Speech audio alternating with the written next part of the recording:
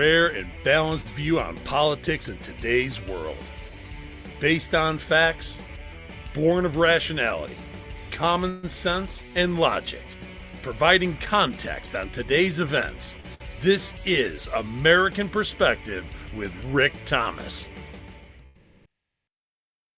Hello, everyone, and welcome to American Perspective. I am your host, Rick, as if you didn't already know, but hey, you know what? I just have to announce it anyway. Oh boy, I'm in a pretty good mood. My ladies came back from their trip safe and sound early this morning, and so I got a little bit of sugar before I came onto the show. No, don't take that too far. I know how this crew works. Don't take that too far, okay? It was just some smooches, that's all. Anyway, from my honey, I haven't seen her in a while. So anyway. All right. Let's go ahead and get things kicked off. Tonight's Pledge of Allegiance is on deck with Bonnie. Bonnie is on deck. So let's go ahead. If you are of mine, please stand. Remove your hat if you're wearing one like me. Place your hand over your heart and follow along with Bonnie as she recites the Pledge of Allegiance. I pledge allegiance to the flag of the United States of America and to the republic for which it stands, one nation, under God, indivisible, with liberty and justice for all. All right. And of course, I thank you, Bonnie, for that wonderful rendition of the pledge. If you would like to hear your rendition of the pledge played here on the program, all you need to do is record yourself performing or reciting the pledge in your style, and then take that audio file, video file, whatever kind of file that creates or that you created, attach it to an email, and send it off to me. Send it to fans, F-A-N-S, at AmericanPerspective.online. That's fans, F-A-N-S, at AmericanPerspective.online. I received my Institute on the Constitution order, that 250th Declaration of Independence class, but it wasn't quite the way that I was expecting. I was expecting to get a book. And I got a USB thumb drive. So apparently, for this particular class, they went digital. So, yeah, there you go. Anyway, once I get it all unpacked and figured out, I'll see what I can do with it. You know, I haven't done anything with the Constitutional Quarter channel in quite some time. I need to break out the Institute on the Constitution instruction manual on the Constitution and start doing a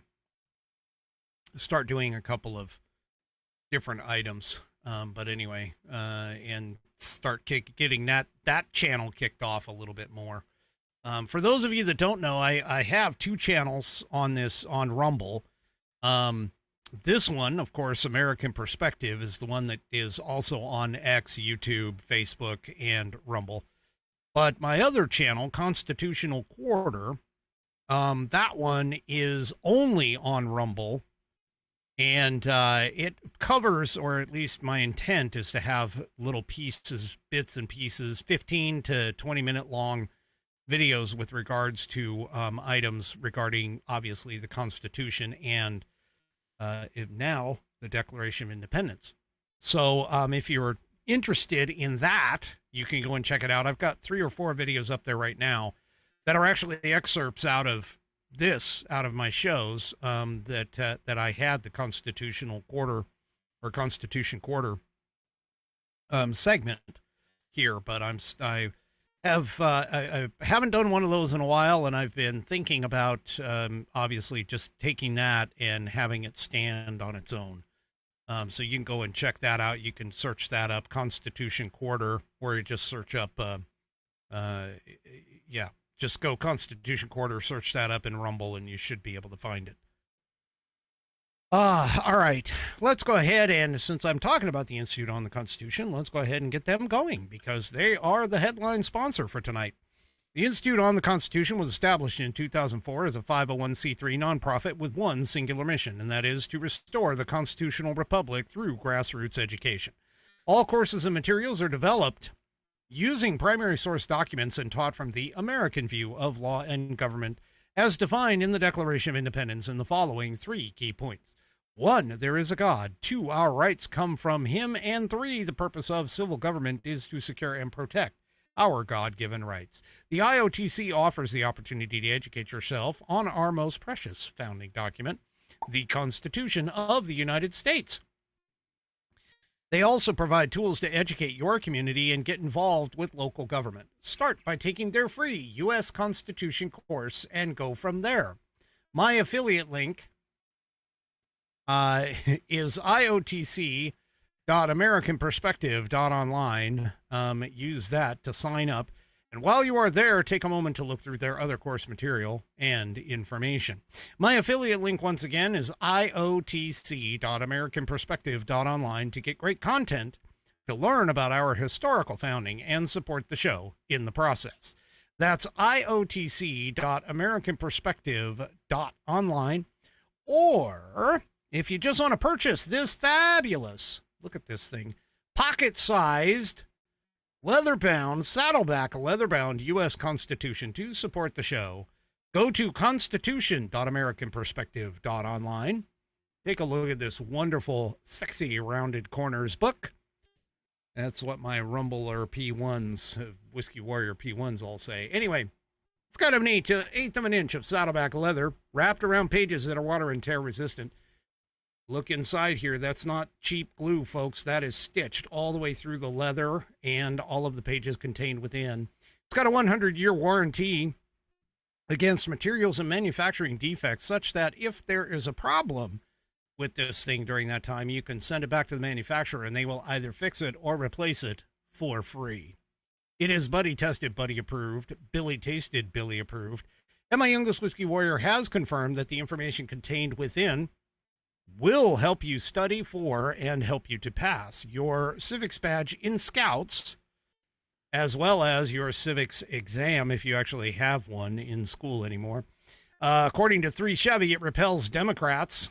I love doing this spot because I watch over here in the chat on this side. It's over here on this screen, and I watch in the chat, and all of my Rumble P1s, Whiskey Warrior P1s, go through and like do the lines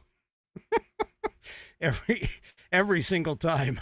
It's kind of fun. Well, either that or it means that you guys, I've just been doing this way too much.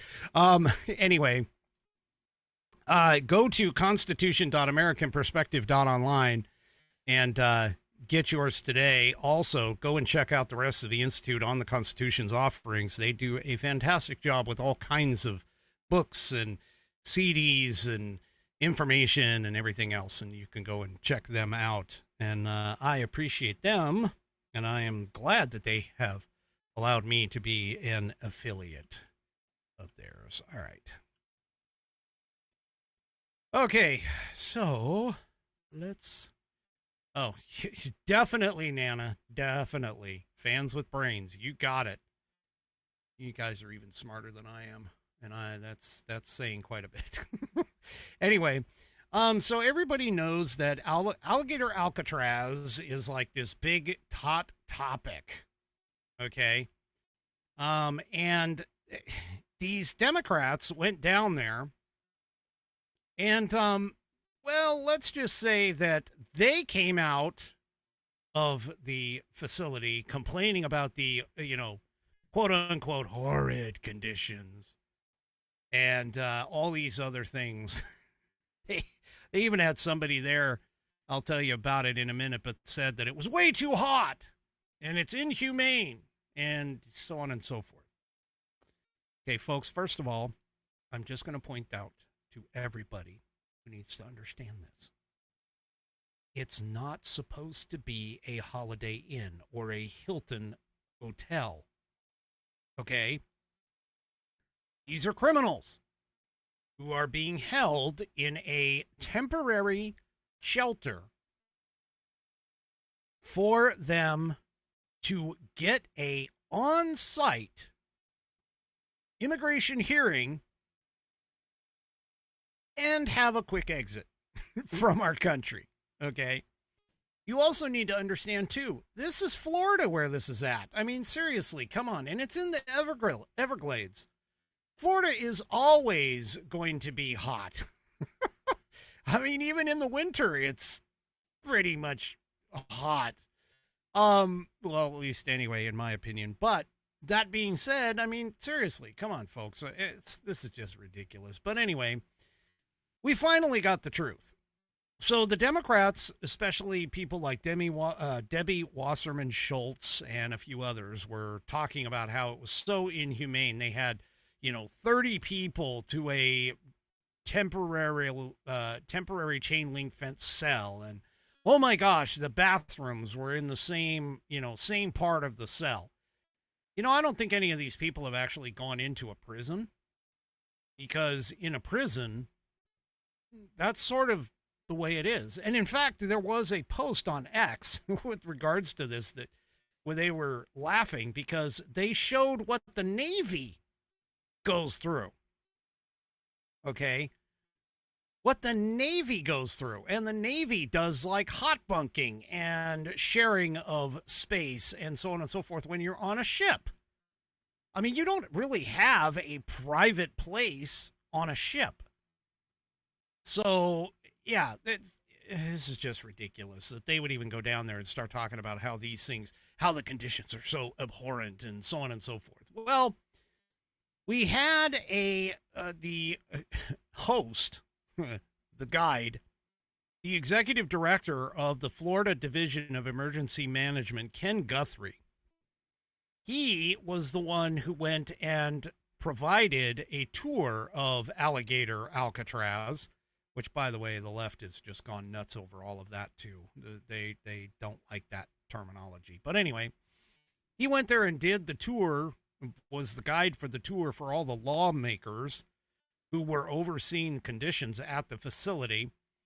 And Guthrie provided some details as to how the Democrat officials taking part in the tour did their best to portray these conditions as inhospitable to the illegal aliens. And again, I'm going to say this, illegal aliens being held there during an interview with Fox News personality Jesse Waters. So Guthrie is on with Jesse Waters, and some of it was hilarious about the whole thing. But let's go ahead and let's go ahead and check out this video. It's about 3 minutes and 15 seconds long, so it's a little bit longer than I like, but I think you kind of want to hear it. So let's go ahead and let me make sure I'm in the right spot here.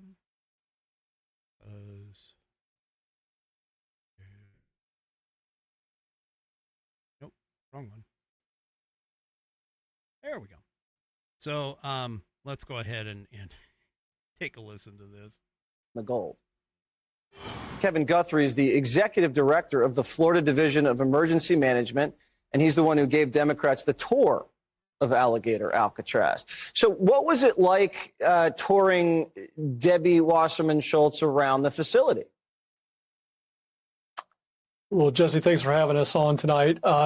It was very taxing to take about 60 legislators throughout the Alligator Alcatraz and show them around. Let's just be very, very frank about it. There was a narrative where it was definitely the world is coming to an end, and then there was the other side of the flip side, the polar opposite of this is a very clean facility, which I think you can see right now on the screen. It's a very clean facility. It's ready to accept individuals. There's, about 200 square feet per person in that particular pod in that secure facility. Whereas if you're a hurricane victim and you go to a shelter, you only get 20 square feet. So you get about 10 times the amount of space as you see here on the screen. Yeah, or a homeless shelter. This is nicer than any homeless shelter here in Manhattan. Were some of these politicians trying to create controversy? Were they making things up or exaggerating?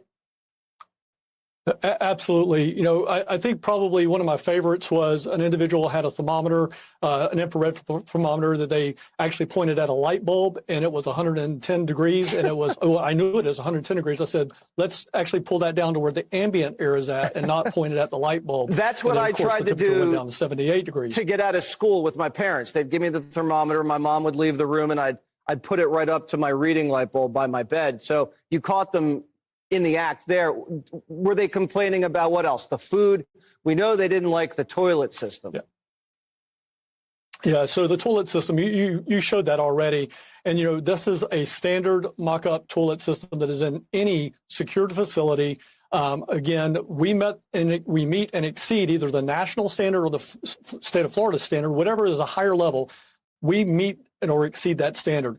In this situation here, yes, there is a sink there, there is a toilet there, but as you indicated earlier, you do both of those things, whether it's you use a restroom right. or you brush your teeth in a restroom. And, you know, also these inmates, Kevin, these are well-fed inmates. There's no one starving to death.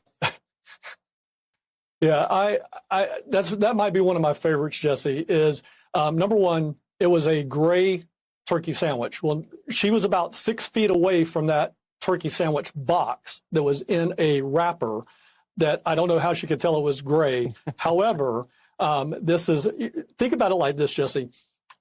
Individuals that go to a hospital, individuals that go and get Michelle Obama's lunches are getting the exact same thing. But then she turned around and asked, as a part of that same question, if they want second portions, can they come and get it? So it's either gray and it's too nasty to eat, or it's okay and can I get second helping? So obviously, I mean, these Democrats, and let's be honest, I mean, they are so damn partisan that that they really want to, you know, get Trump on anything. But yeah, this is just this is crazy. And by the way, Florida State Senator Blaise Blaise, B-L-A-I-S-E, I think, Ingogolia, I-N-G-O-G-L-I-A. I'm not even sure if I'm pronouncing these or correctly or whatever. But upon taken the same tour, believes that Democrats are being a little hyperbolic with their assessments. You think? Oh, these people. Oh, my gosh. Anyway, he told Politico, by the way, that the rhetoric does not match the reality. Well, that's the Democrat Party. Their rhetoric doesn't match reality at all. It never does. I mean,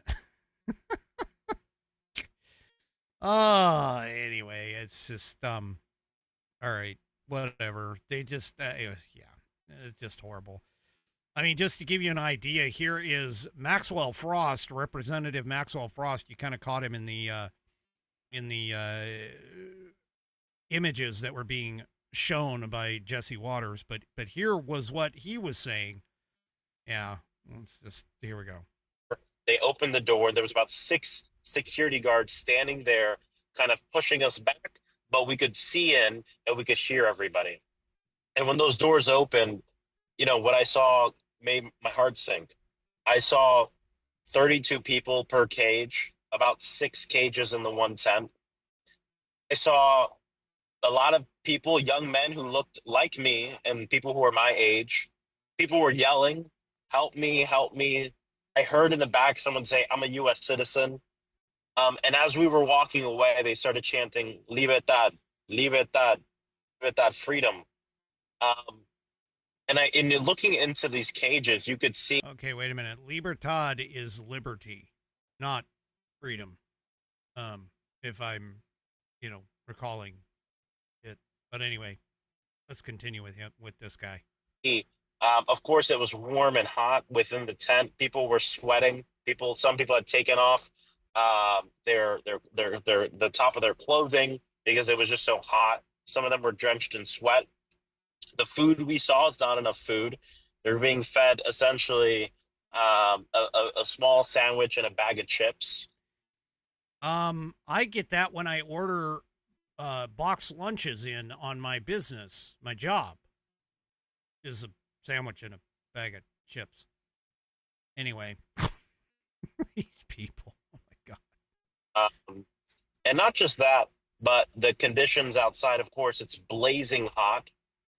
And the fact that the cage comes from the toilet. Number one, not everyone's going to be able to drink as much water as they'd like to because of that inconvenience, but also it's gross and it's disgusting. And this is where people are being held. Yeah, apparently this guy's never been to a prison either. Yeah, it's hot. Of course it's hot. They live in Florida. The guy even said when he was talking about it that the tents are like at 78 degrees. I don't know about you guys, but I start sweating at like 75.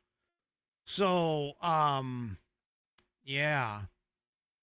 Now, what's interesting about this entire freaking situation, of course, is that when the Obama administration had a similar facility built in Arizona, they never went down there and complained about it.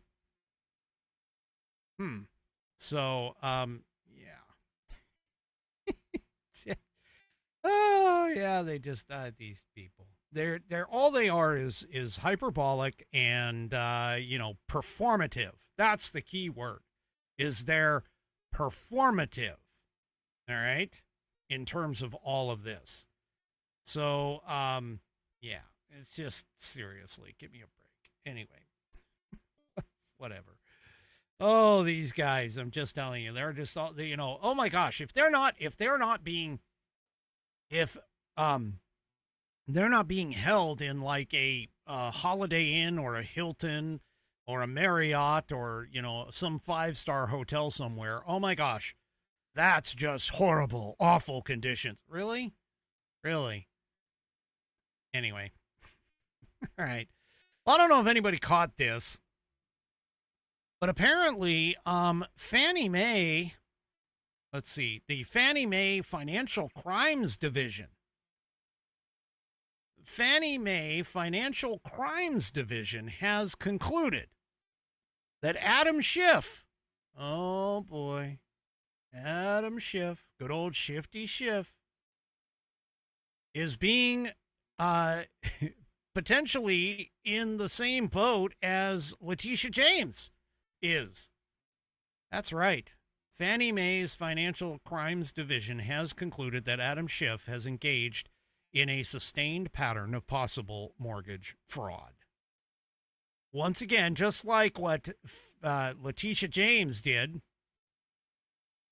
where she claimed that she had a primary residence in Virginia, Adam Schiff claimed that his primary residence was in Maryland.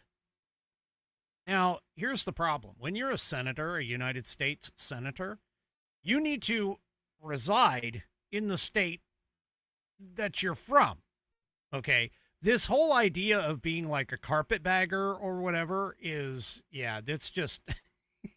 He has to live in California because he is a congressman from California. And so, these guys, they're starting to take a look at this. They're starting to take a look at this. And I'm glad that they are, to be honest with you, because of the fact that yeah, this is... So President Trump, of course, put this out. He began by noting the issue.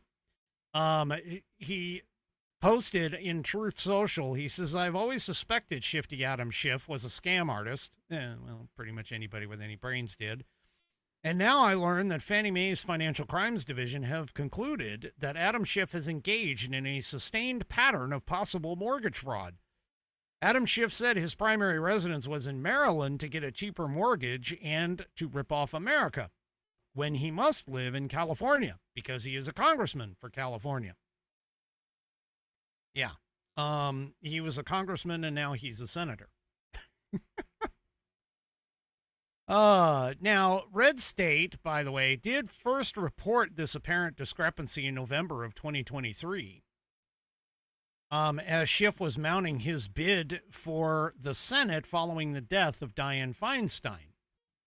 So he apparently, when he was first elected to Congress in 2000, he purchased with his wife a Potomac, Maryland home in 2003 for $610,000, claiming on the mortgage paperwork that this home was their principal residence, even as they were presumably both registered to vote in California, and he actually represented California in Congress. Now, a Zillow estimate is now saying that the house is worth more than $1.4 million. Yeah. Okay. Schiff and his wife refinanced the home, according to Red State, in 2009, 2010, and again in 2013. Each time they asserted that the house was their principal residence. Okay. On each of the mortgages, there's a clause. It's called Clause 6 that says that you have to occupy that home for 12 consecutive months as your primary residence. Again, you cannot be a congressperson or a senator from a state if you don't actually reside within that state. Now, if he's claiming this as his primary residence, that's a bit of a problem. That's called fraud. That's called making a false statement on a legal document. So now we have not only Letitia James, who did something very similar, and, by the way, that is the exact same crime that Letitia James claimed that Donald Trump did, was that he provided fraudulent information on his mortgages, his business mortgages, when she sued him. Yeah, this is ridiculous. But anyway, so, yeah, and keep in mind, this is Shifty Schiff, who was censured in the House of Representatives in 2023 for his role in the now widely known and fully debunked Russian collusion investigation. So, yeah. So the outcome of any ethics investigation into the mortgage discrepancies still remains to be seen. Is there going to be a criminal investigation opened on the matter? Who knows? I don't know. So, but the allegations regarding Schiff's questionable actions surrounding his residences are somewhat reminiscent to those raised by, or raised, as I've already pointed out, to New York Attorney General Letitia James. The Federal Housing Finance Agency sent a criminal referral on James to the Department of Justice back in April. These Democrats, I'm telling you, man, they are dishonest as the day is long. They lie, they cheat, they steal, they do whatever they can to, make a buck or whatever. I mean, it's just totally ridiculous. It's just, anyway.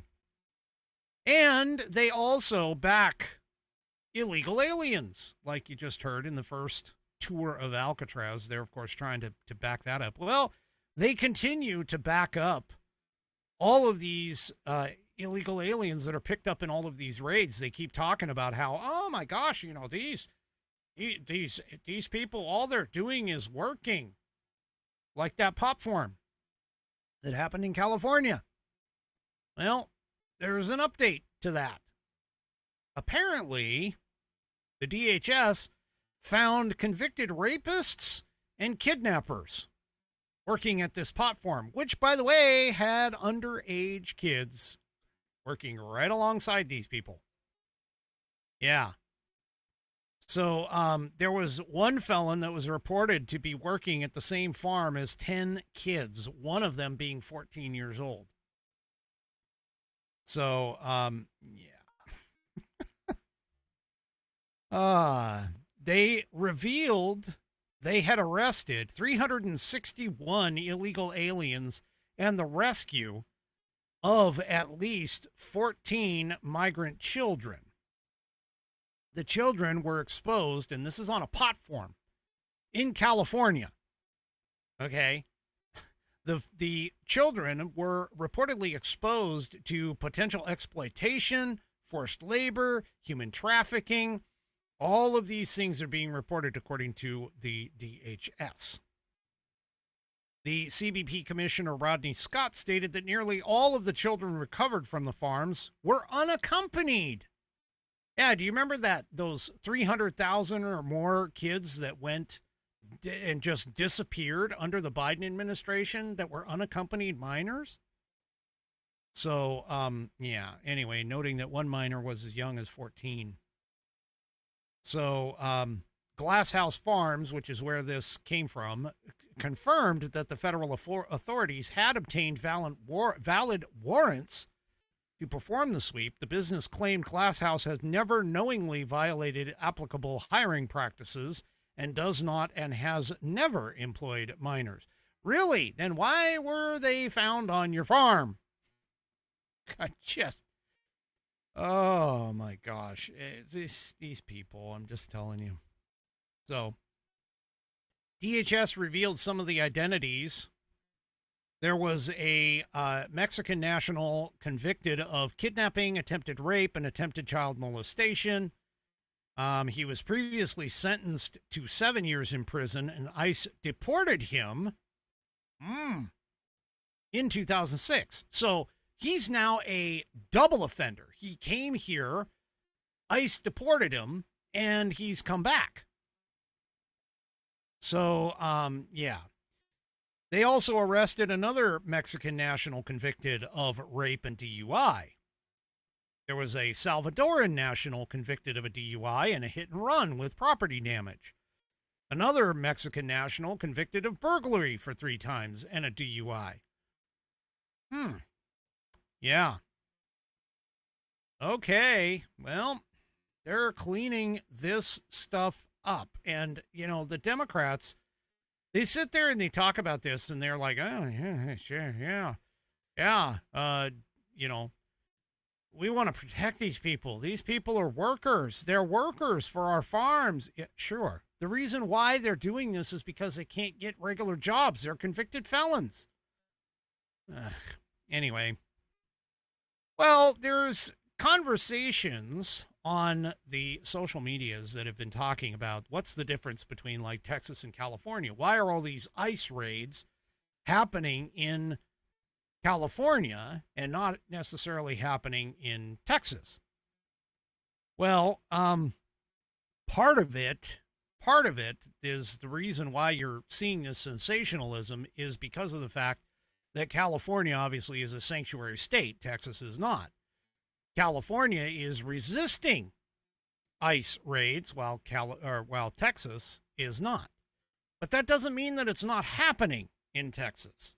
All that means is that the mainstream media is not watching because it's not sensationalized. Well, here is an article in the Daily Wire.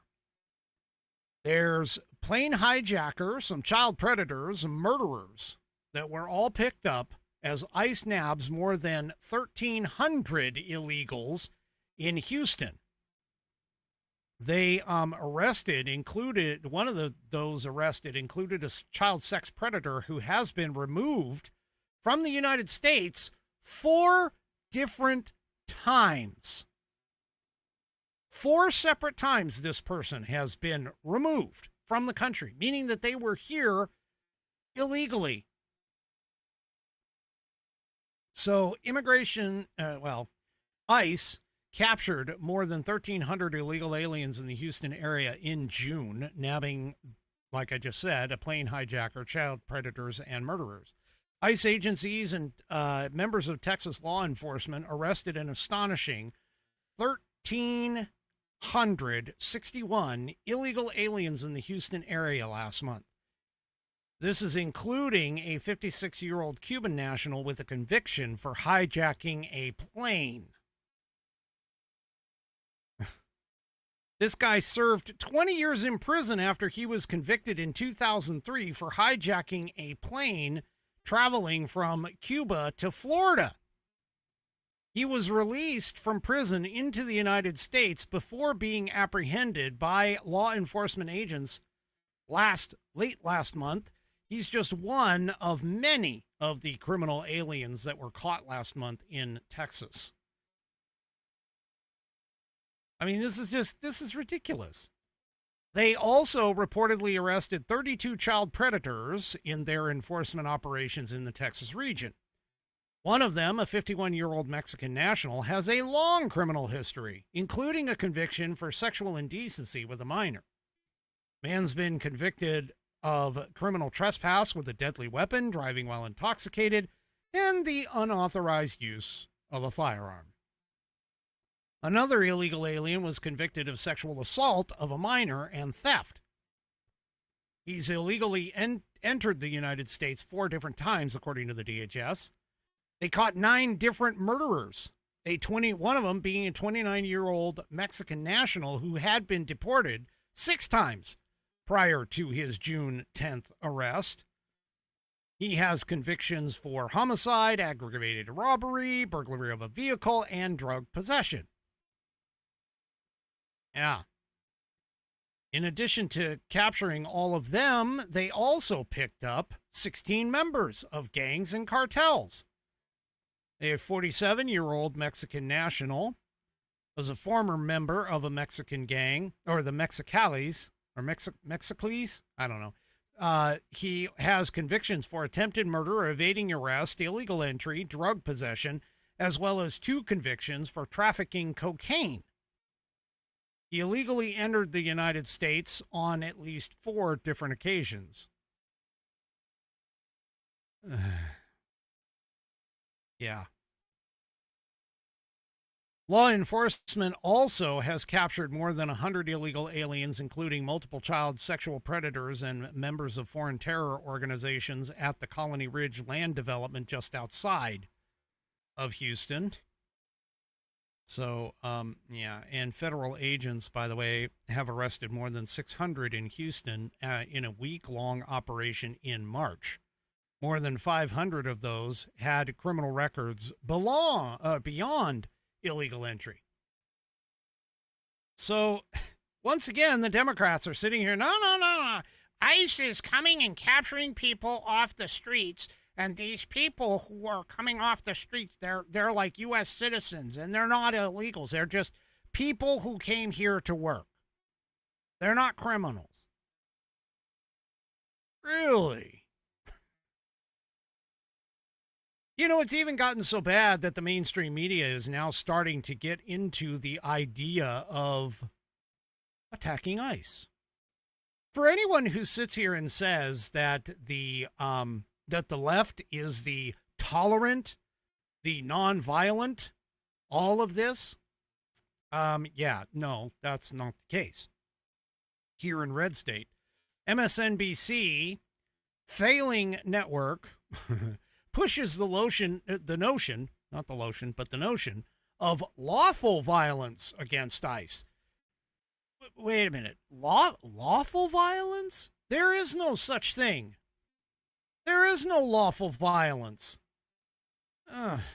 Anyway, on Saturday, apparently NBC's Velshai contributor Joyce Vance joined host Ali Velshai in condemning ICE agents for wearing masks.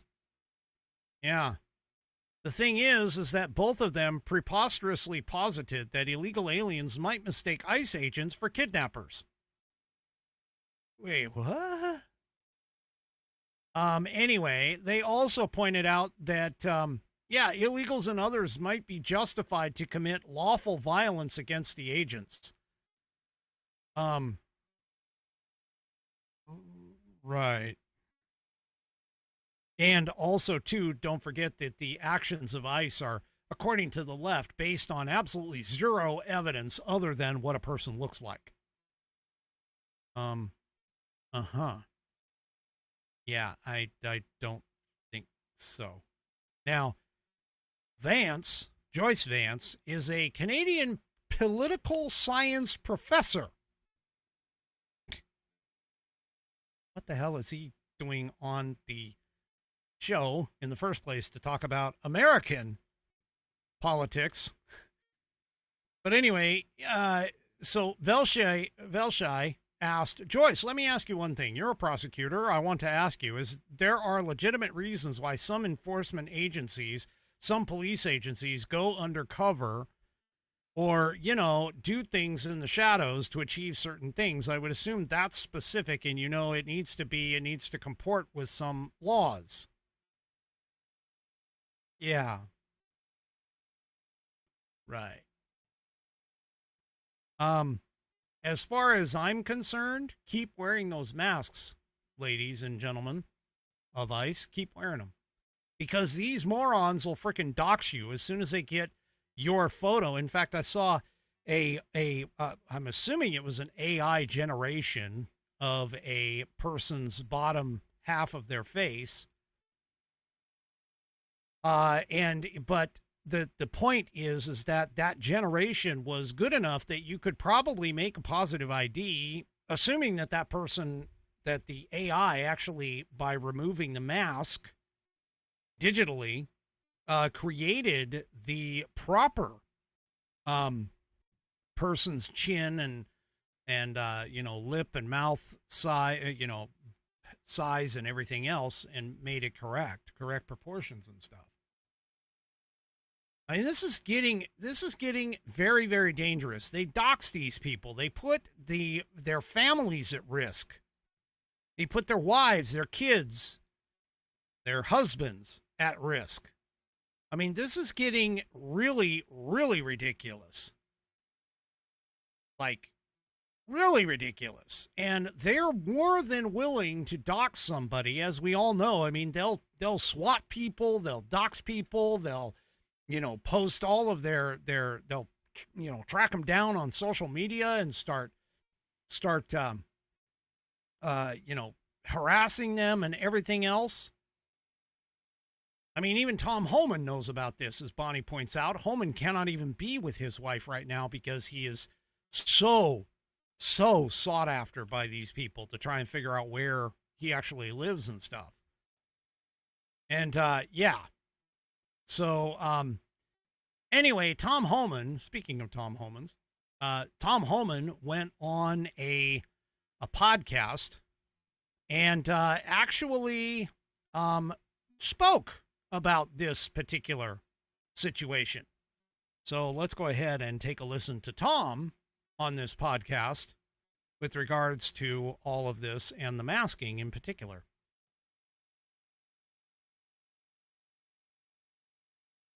Oh, hold on. And have been masked to protect their identity is that ICE agents, unlike other law enforcement, have been masked. I think one of the things that's had a lot of folks up in arms is that ICE agents, unlike other law enforcement, have been masked to protect their identities. That's not something that we've really had on this scale in this country. Do you? Well, we never had the scale of attacks on ICE. We have now up 700% attacks on ICE. Doxing against ICE agents. Well, you've had increased attacks on police officers as well in the wake of the defund the police movement too, but they haven't put masks on. You name a police agency that has a 700% increase in assaults.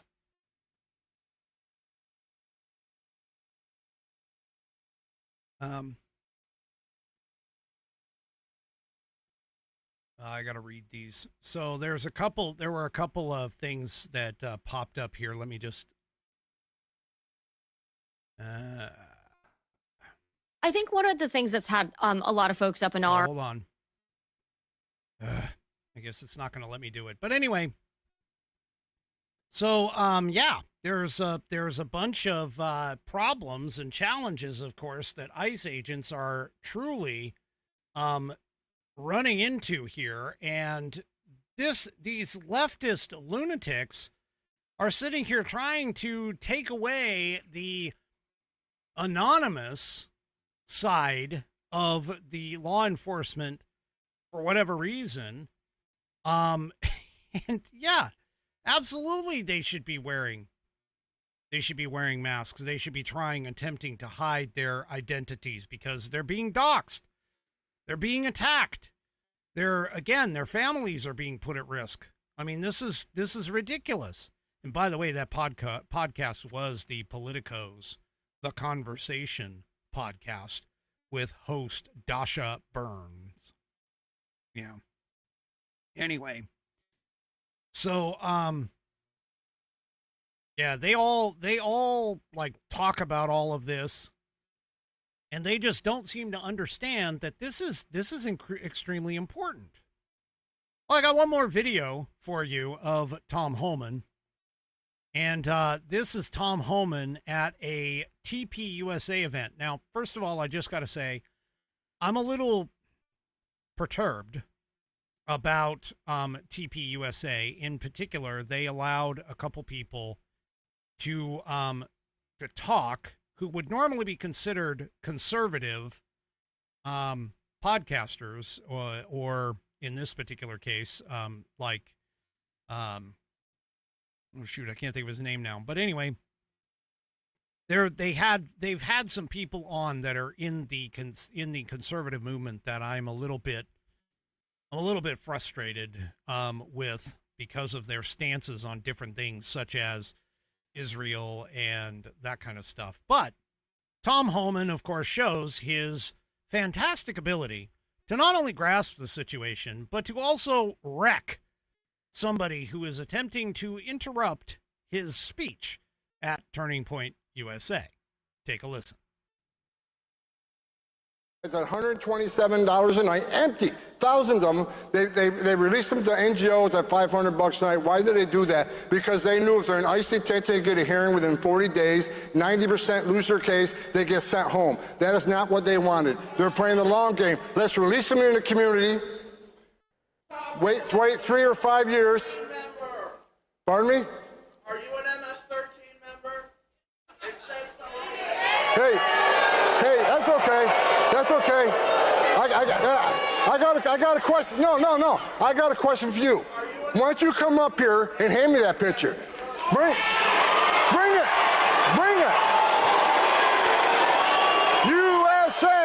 USA.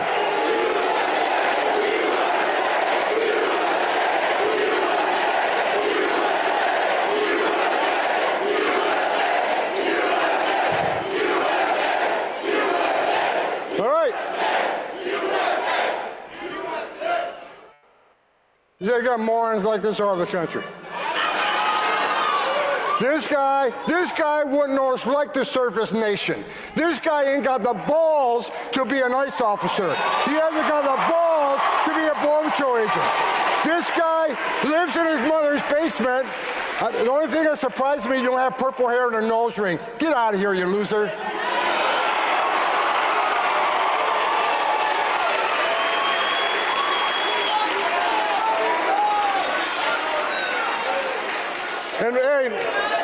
And you're such a badass, meet me off stage in 13 minutes and 50 seconds.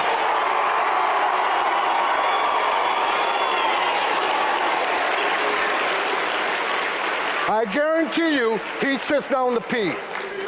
Guaranteed.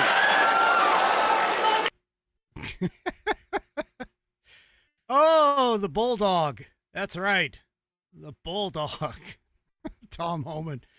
Oh, I was, my Whiskey Warrior P1s were sitting there playing the whole clip. I'm kind of at the mercy of whoever it was that posted this, Nick Sorter, who posted it on X. But anyway, Homan explained during that, by the way, how much money the Biden team had been wasting by having the empty detention beds, but letting the people go into the different areas and basically paying the non-governmental organizations $500 a night, which, by the way, that $500 a night is more than I would even pay for a hotel room for myself when I'm traveling. I mean, that's like ridiculous.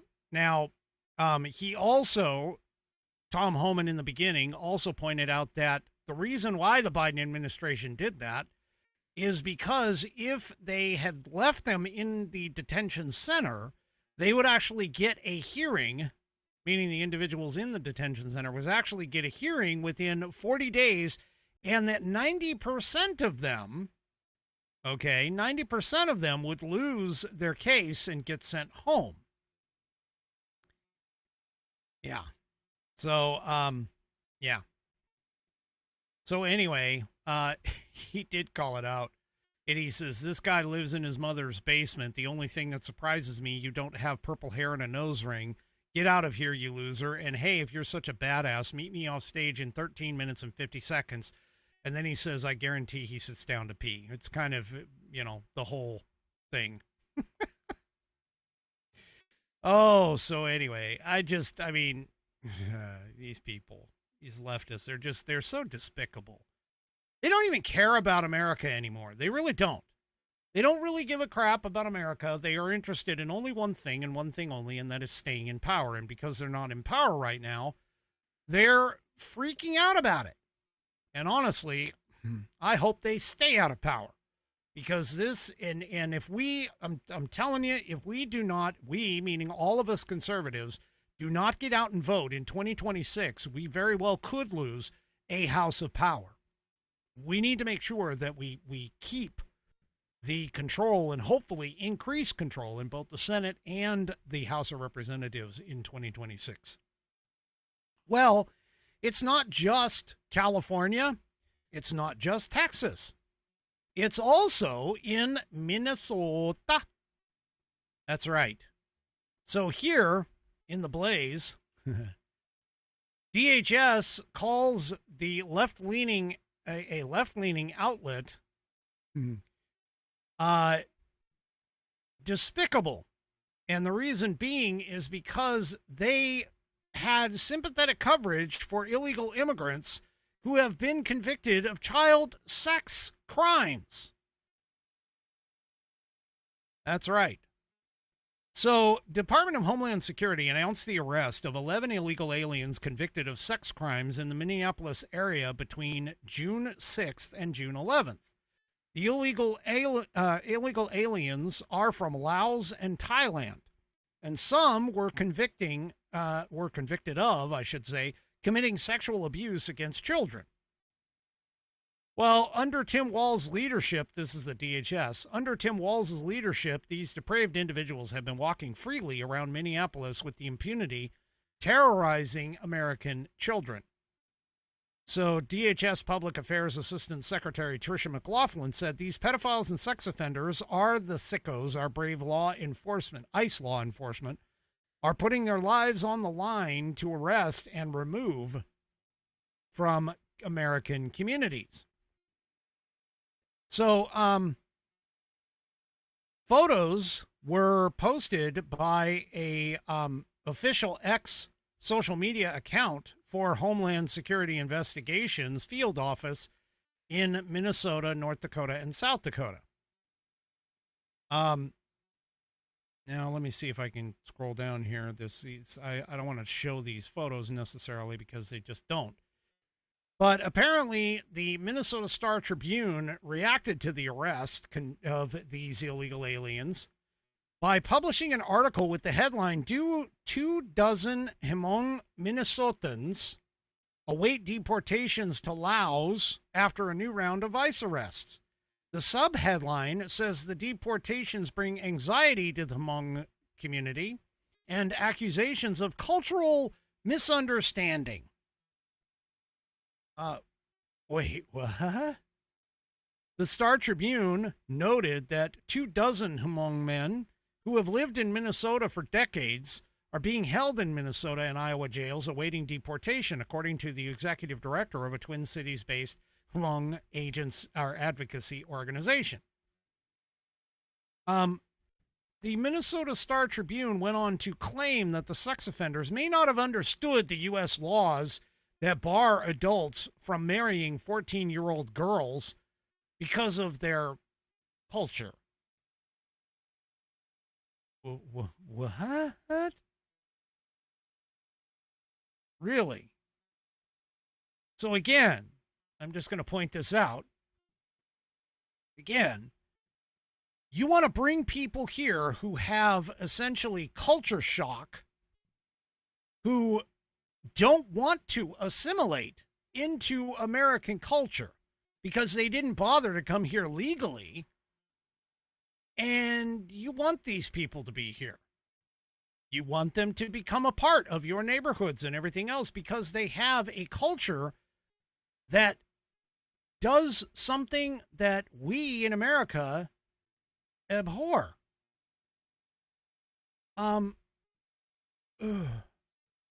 Again, help me to understand this.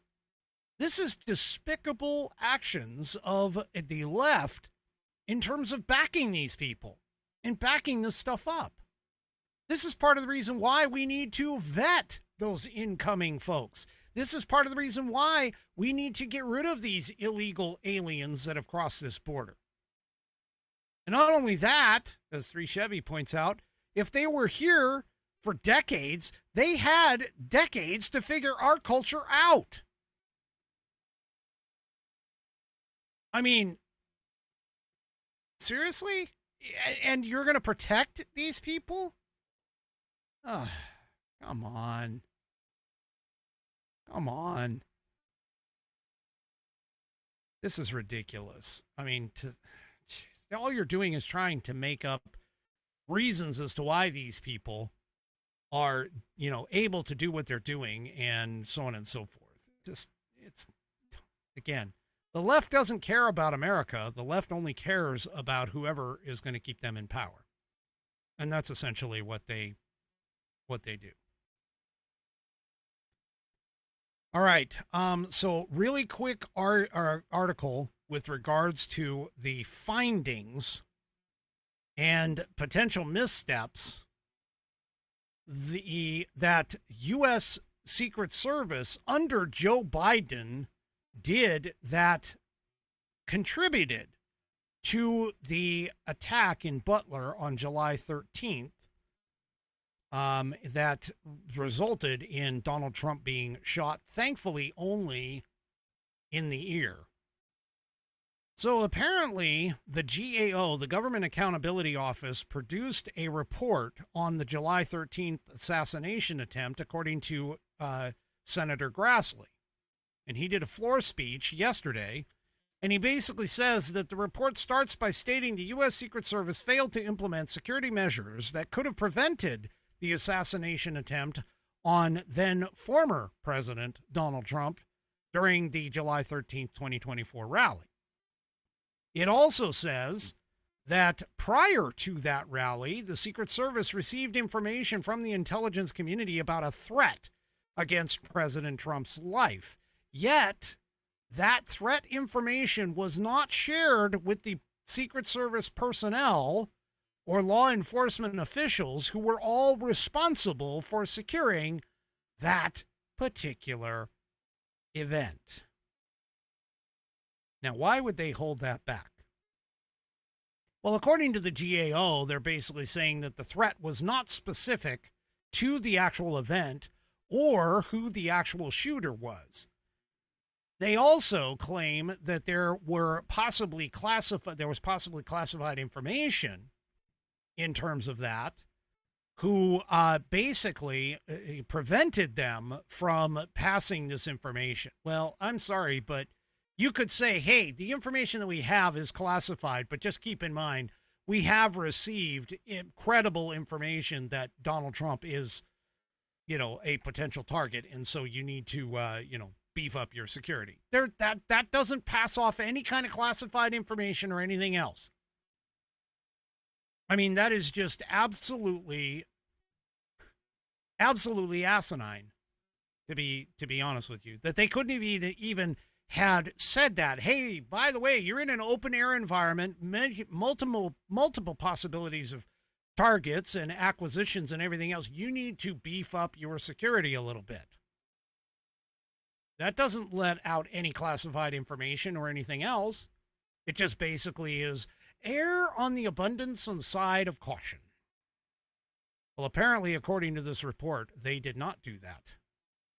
So, yeah, the Secret Service under the Biden administration failed. All right, folks, that is it for me for this evening. Do me a favor, if you haven't already, head on over to rumble.com, get yourself an account. It is free. And once you are signed up and signed in, make sure that you search up the American Perspective channel and hit that green follow button to get notified every time I go live. Also, too, don't forget to hit those thumbs up, or if you really want to, a thumbs down on all of my platforms, whether it's X, YouTube, Facebook, and, of course, the aforementioned Rumble. We will see you tomorrow night, 5 p.m. Pacific, 8 p.m. Eastern Time for Whiskey Wednesday, right here on American Perspective. Have a great rest of your evening, and good night, everybody.